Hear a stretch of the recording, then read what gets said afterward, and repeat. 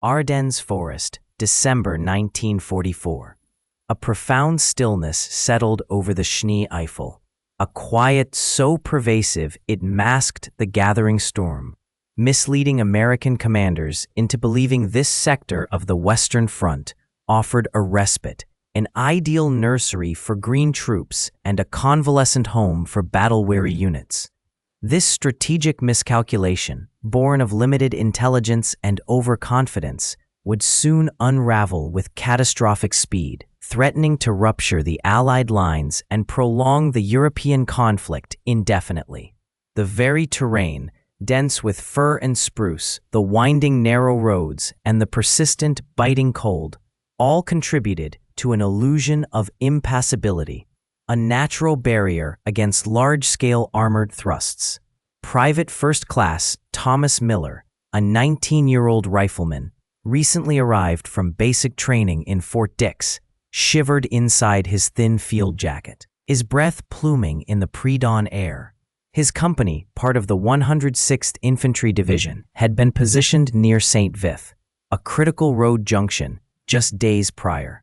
Unit logs from December 12th recorded minimal enemy contact, isolated patrols, occasional harassing fire, nothing to suggest the impending cataclysm. Miller, like many of his comrades, viewed the Ardennes as a welcome reprieve from the relentless fighting further north, a place to acclimate to combat without the immediate threat of heavy engagement.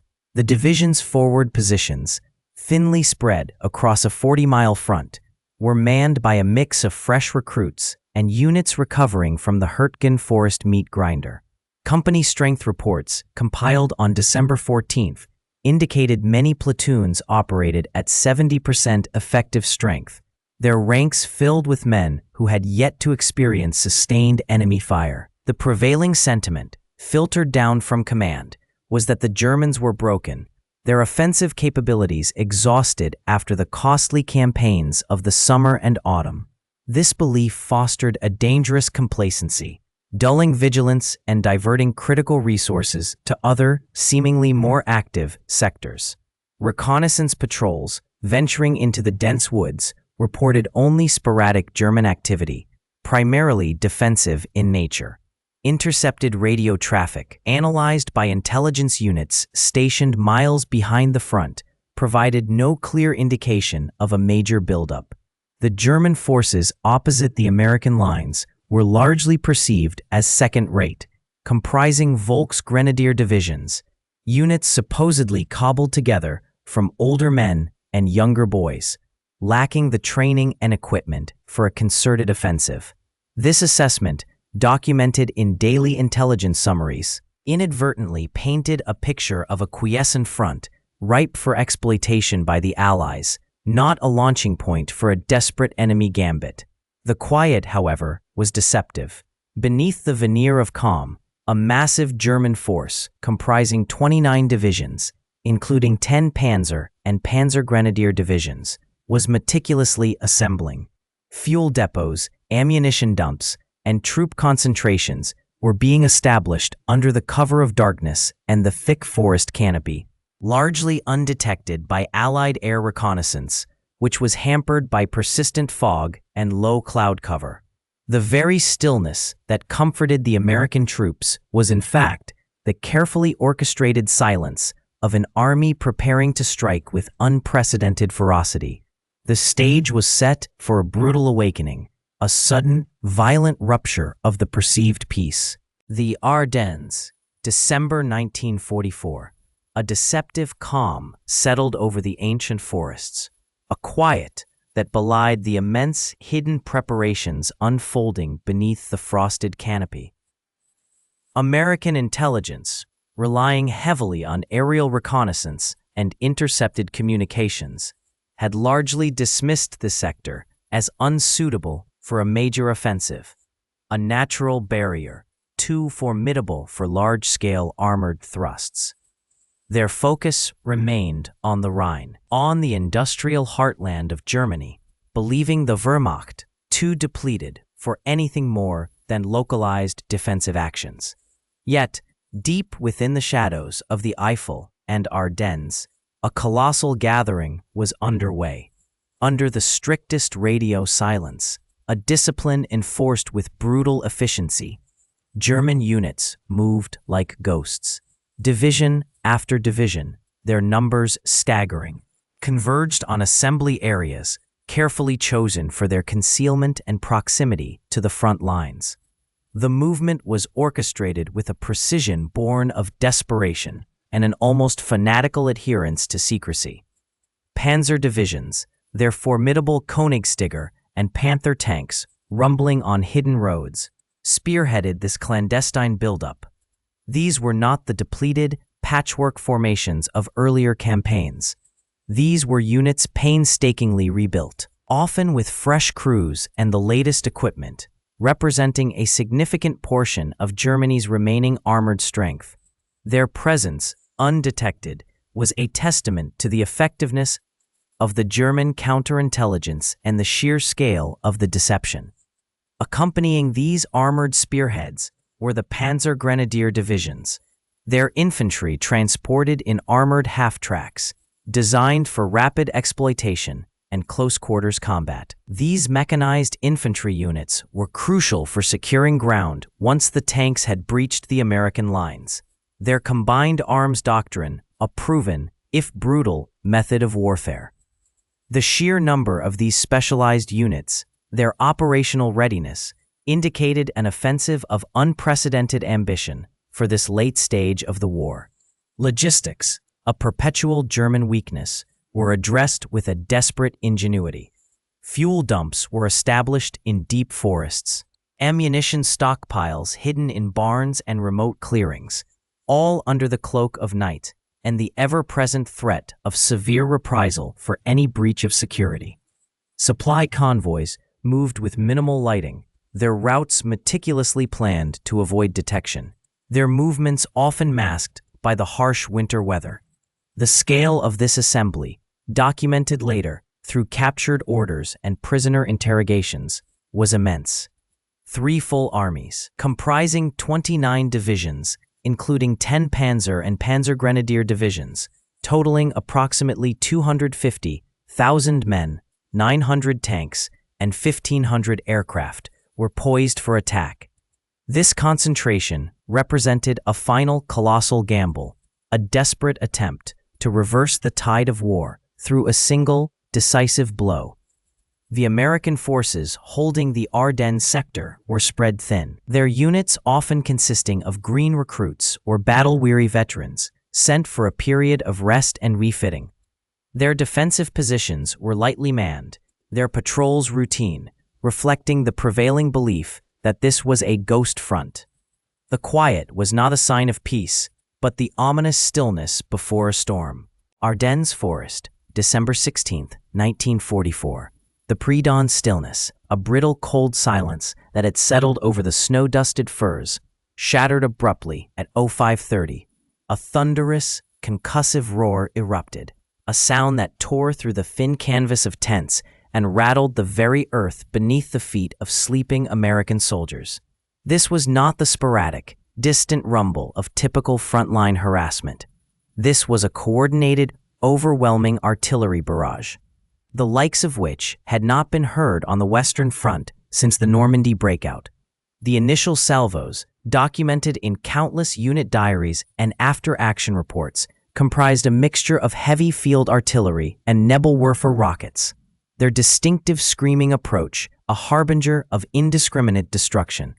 German artillery groups, often numbering over 200 guns per corps sector, had been meticulously positioned under the cover of darkness, their firing tables pre-calculated for maximum effect against known American positions, supply dumps, and communication nodes. The sheer volume of fire, estimated at over 100,000 rounds in the first hour across an 80-mile front, aimed to disorient, demoralize, and physically obliterate the thinly spread American defenses. This concentrated bombardment was a critical component of Operation Wacht am Rhein, Hitler's desperate gamble to split the Allied lines and seize the port of Antwerp. The Ardennes, previously considered a quiet sector, a rest camp for battle-weary divisions, and a training ground for new recruits, was now the focal point of a massive German offensive. Intelligence failures, compounded by a prevailing Allied belief that the Germans lacked the resources for such an undertaking, meant that the American forces were caught almost entirely by surprise. Their forward outposts, often manned by green troops or depleted units. The artillery's primary objective was to neutralize American command and control, severing communication lines and isolating forward units before the ground assault began. Telephone wires, strung precariously through the dense woods, were shredded by shrapnel and falling timber. Radio antennas, visible against the snow, became prime targets, their destruction plunging entire companies into a communications blackout. This tactical paralysis was designed to prevent any coordinated American response, allowing the German armored spearheads to punch through with minimal initial resistance. Within minutes of the barrage commencing, the first waves of German infantry, supported by Panzergrenadiers, began their advance.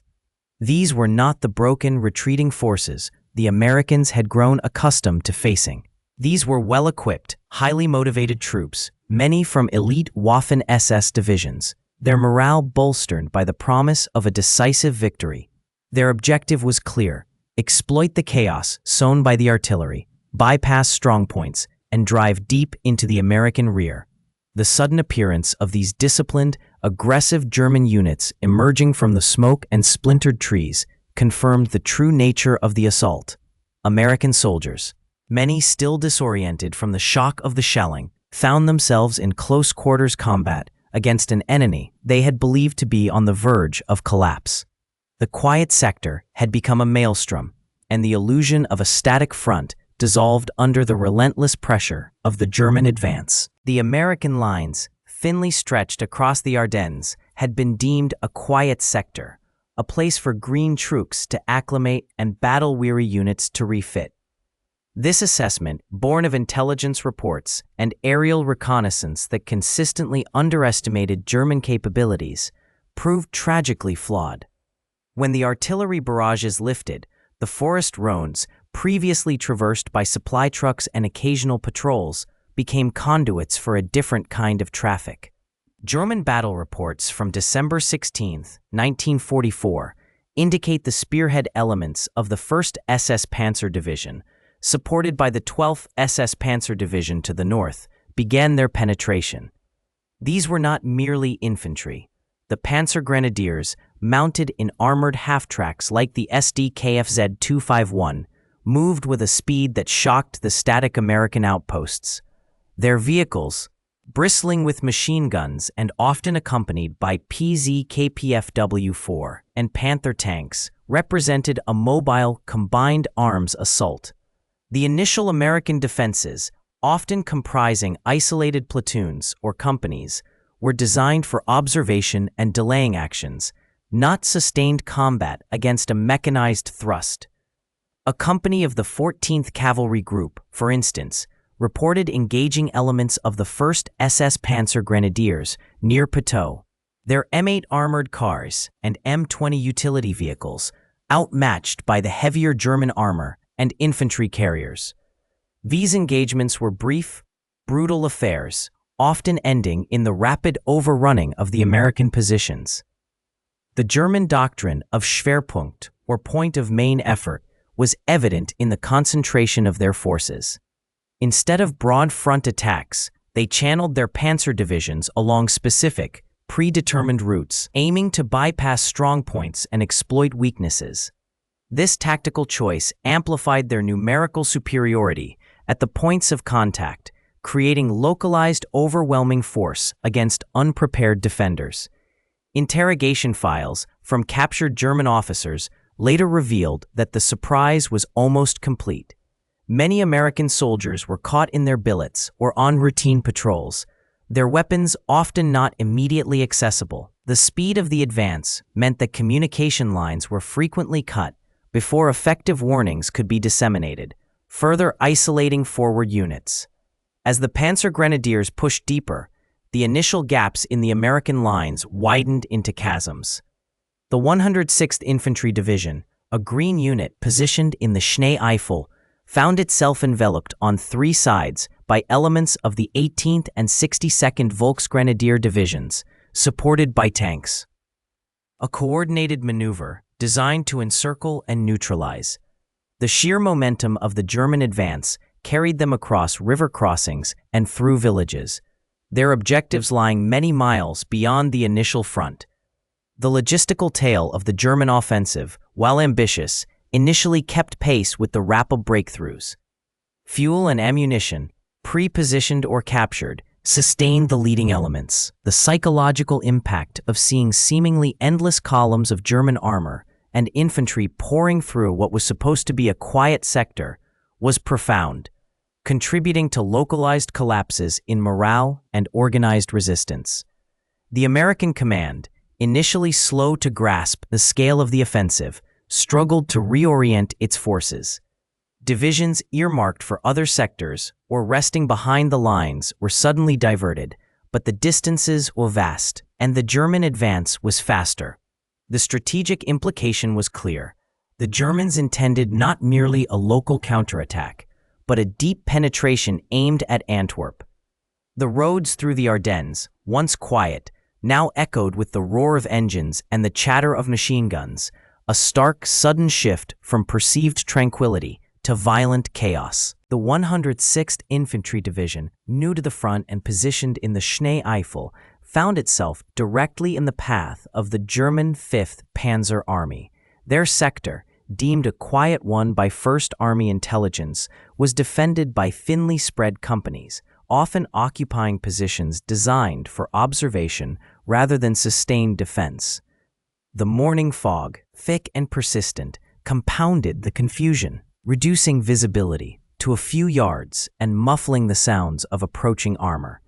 Unit diaries from the 422nd and 423rd Regiments record the initial reports as sporadic shelling, then small arms fire, escalating rapidly into coordinated assaults by infantry supported by tanks. Many American outposts, manned by inexperienced troops, were overrun before they could effectively relay their situation.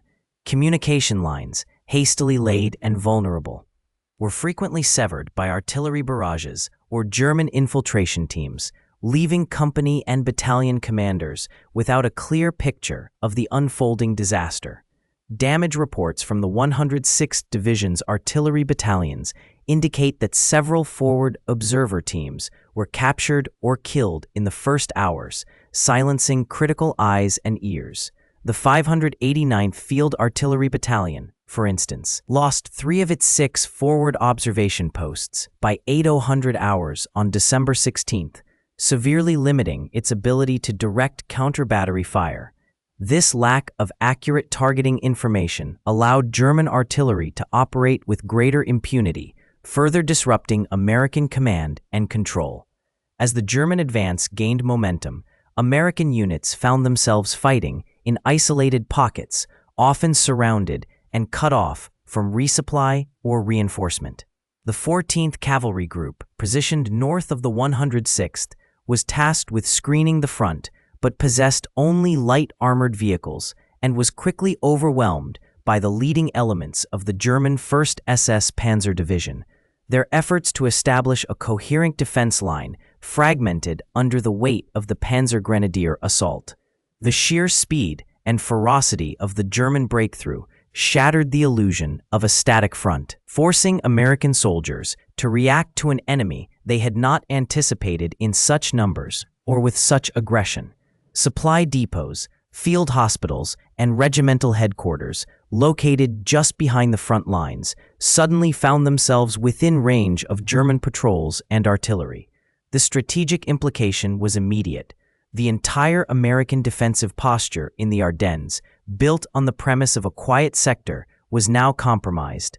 Some American units, despite the chaos, mounted fierce, localized resistance. The 3rd Battalion of the 394th Infantry Regiment, holding positions near Lanzerath, repelled multiple attacks by elements of the 1st SS Panzer Division for an entire day, inflicting disproportionate casualties before being forced to withdraw. Their stand, though ultimately delaying, bought precious hours for other units to organize a more coherent defense further west. The pervasive sense of bewilderment among American soldiers was often documented in after-action reports and prisoner interrogations.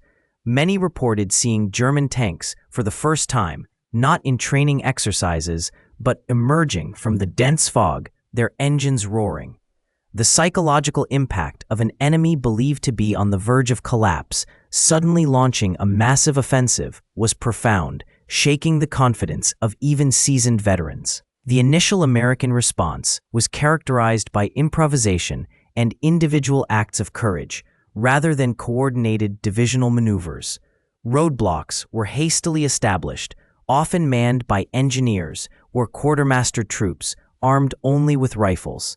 These desperate measures, while rarely stopping the main German thrusts, sometimes created momentary bottlenecks, disrupting the enemy's strict timetables and providing brief windows for American forces to regroup. The 422nd and 423rd Regiments of the 106th Division, after days of continuous fighting and encirclement, were ultimately forced to surrender, representing one of the largest capitulations of American troops in the European theater. Their ordeal, however, was not one of cowardice, but of being overwhelmed by a superior force in an untenable position. Their lines of retreat and resupply systematically severed. The silence of the Ardennes had been a deceptive prelude. Bastogne, Belgium, December 1944. The 101st Airborne Division, elements of the 10th Armored Division, and other supporting units found themselves encircled within the strategic crossroads town. German forces, having achieved a deep penetration of the Ardennes, recognized Bastogne's importance as a nodal point for 7 key roads, essential for their continued advance and resupply. The American command had, until the offensive, considered the Ardennes a relatively quiet sector, suitable for new units or those recovering from previous engagements, a perception shattered by the sudden ferocity of the German assault. The initial German thrust, employing 3 panzer divisions and 5 infantry divisions, aimed to bypass Bastogne, but the tenacious American defense quickly forced a direct engagement. The 26th Volksgrenadier Division and the 2nd Panzer Division, under General der Panzertruppe Heinrich von Leutwitz, were tasked with reducing the town, a diversion from the original plan to push further west. Intercepted radio traffic and prisoner interrogations confirmed the German High Command's frustration with the unexpected delay. American defenses, initially improvised, solidified into a perimeter roughly 8 miles in diameter, with paratroopers digging in along the wooded ridges and open fields surrounding the town. The 501st, 502nd, and 506th Parachute Infantry Regiments bore the brunt of the initial attacks, often fighting without adequate winter clothing or sufficient ammunition. Artillery support, though limited by the encirclement, proved critical in breaking up several German infantry charges, with forward observers directing fire with remarkable precision despite the deteriorating weather. German artillery, primarily 105mm and 150mm howitzers, pounded the town and its defenses almost continuously, aiming to soften resistance before infantry and armor assaults. Damage reports from the 101st Airborne's G2 section detailed the destruction of 34 buildings in the town center on December 22nd alone, impacting civilian structures and military aid stations alike. The psychological toll of constant shelling was significant, yet the paratroopers maintained their positions, often counterattacking local penetrations with bayonets and close-quarters combat. The lack of air support due to persistent fog and low cloud cover exacerbated the American predicament, preventing resupply drops and denying critical reconnaissance. German forces, conversely, found their logistics stretched thin, but the proximity of their supply lines, albeit under constant threat from American ground forces, allowed for more consistent replenishment of ammunition and fuel. The German 2nd Panzer Division, in particular, suffered from a critical shortage of fuel for its tanks, further complicating their attempts to breach the American lines. The strategic implications of Bastogn's stand were profound. By tying down significant German forces, the American defenders disrupted the enemy's timetable for reaching the Meuse River and Antwerp, the ultimate objectives of the Ardennes offensive. This delay provided crucial time for Allied reinforcements, including General Patton's Third Army, to maneuver and launch a relief effort from the south. The steadfast resistance transformed Bastogne from a mere road junction into a symbol of American resolve. The medical situation within the perimeter rapidly deteriorated, with over 1,500 wounded by December 24th, according to unit medical logs. Supplies of morphine and plasma dwindled, and field hospitals operated under constant shell fire, their resources stretched to the breaking point. Evacuation of the wounded was impossible, creating an additional burden on the already overtaxed medical personnel. The German demand for surrender, delivered on December 22nd, was met with a terse, defiant response from Brigadier General Anthony McAuliffe, nuts. This single word, relayed through the German lines, encapsulated the determined spirit of the encircled Americans. The siege continued, characterized by relentless German pressure and unyielding American defense. Each side fully committed to the bitter struggle for the crossroads town. The snow continued to fall, a relentless, blinding curtain that had for days shielded the German offensive from the overwhelming Allied air superiority. Ground visibility reports from forward observers consistently cited conditions of less than 100 meters, effectively neutralizing the P-47 Thunderbolts and P-51 Mustangs that might otherwise have shredded the panzer columns. This meteorological anomaly, a deep low-pressure system stalled over Western Europe, was a critical enabler for the initial German gains, allowing their spearheads to penetrate deep into American lines with minimal aerial harassment. However, weather patterns, like military fortunes, are rarely static. On December 23, 1944, a perceptible change began to manifest. High-altitude reconnaissance flights, previously grounded or returning with obscured imagery, started to report breaks in the cloud cover over the central Ardennes. These initial clearings were small, fleeting windows, but they offered a glimpse of the vast logistical network the Germans had established and the long, vulnerable columns of vehicles moving along the snow-choked roads. With the improving conditions, the Allied air forces, held in check for nearly a week, were unleashed. Damage assessments from the 9th Tactical Air Command on December 24th documented 72 German tanks and over 200 other vehicles destroyed or severely damaged in concentrated strikes. The sheer volume of sorties flown was staggering. Fighter-bomber groups, operating from airfields in France and Belgium, launched over 5,000 individual missions in the first 48 hours of clear weather. This sudden, devastating aerial interdiction began to choke the German supply lines, which were already stretched thin by the rapid advance and the difficult terrain. Fuel convoys, vital for the panzer divisions, became prime targets. Intercepted radio traffic from German units increasingly reported critical fuel shortages, with some Panzergrenadier regiments reporting less than 20% of their operational fuel reserves remaining by Christmas Day. The momentum of the offensive, which relied heavily on rapid movement and overwhelming force, started to dissipate. Simultaneously, American and British reinforcements, initially caught off guard by the scale of the German attack, began to arrive at the front in significant numbers.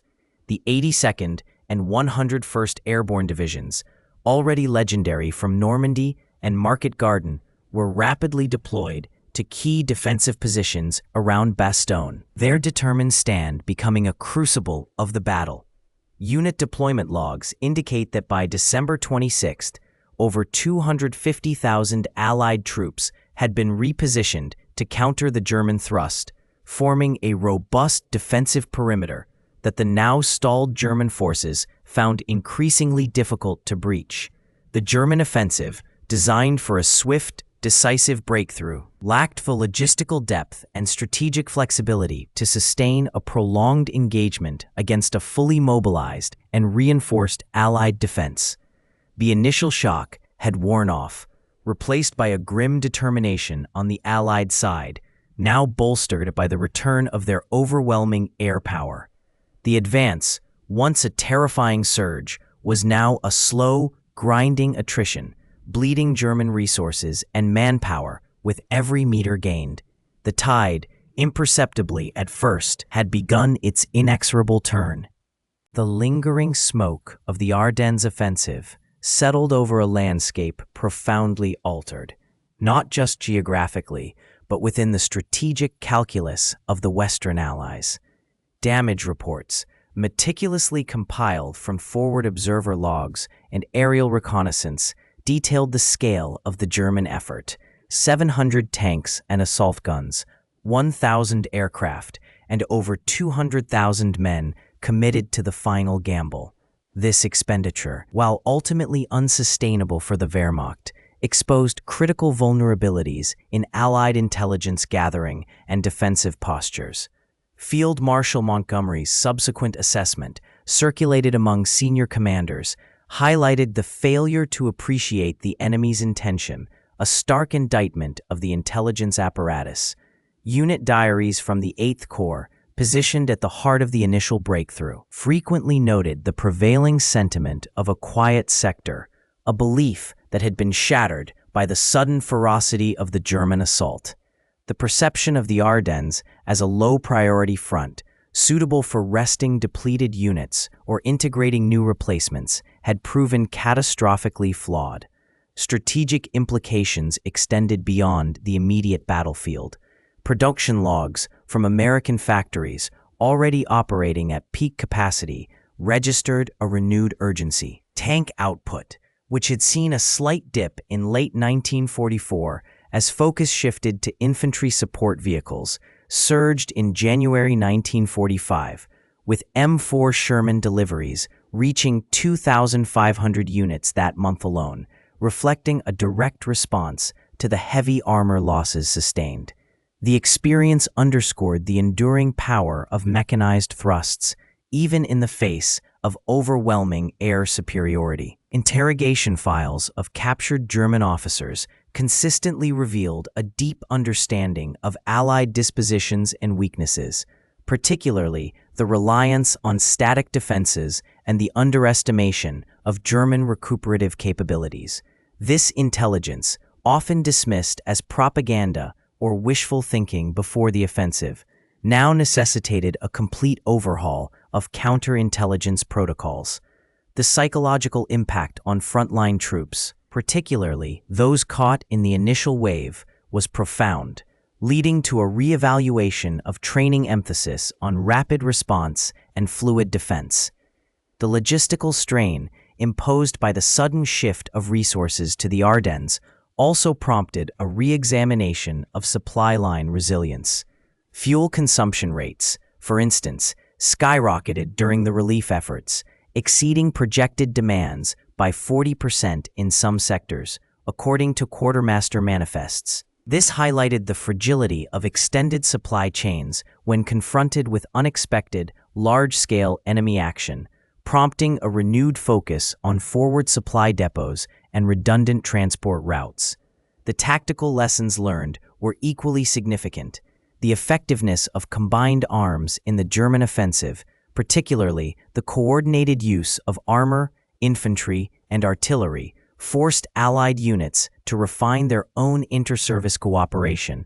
Post-battle analyses, drawn from after-action reports, frequently recommended increased joint exercises and improved communication protocols between infantry and armored units to prevent similar penetrations. The cost of underestimating a seemingly defeated foe had been measured in thousands of lives and a temporary halt to the westward advance. The winter of 1944 to 1945 thus became a period of intense introspection and adaptation for the Western Allies. The German gamble, while ultimately failing to achieve its strategic objectives, succeeded in forcing a brutal re-education. The shattered remnants of the German 6th Panzer Army, retreating eastward, left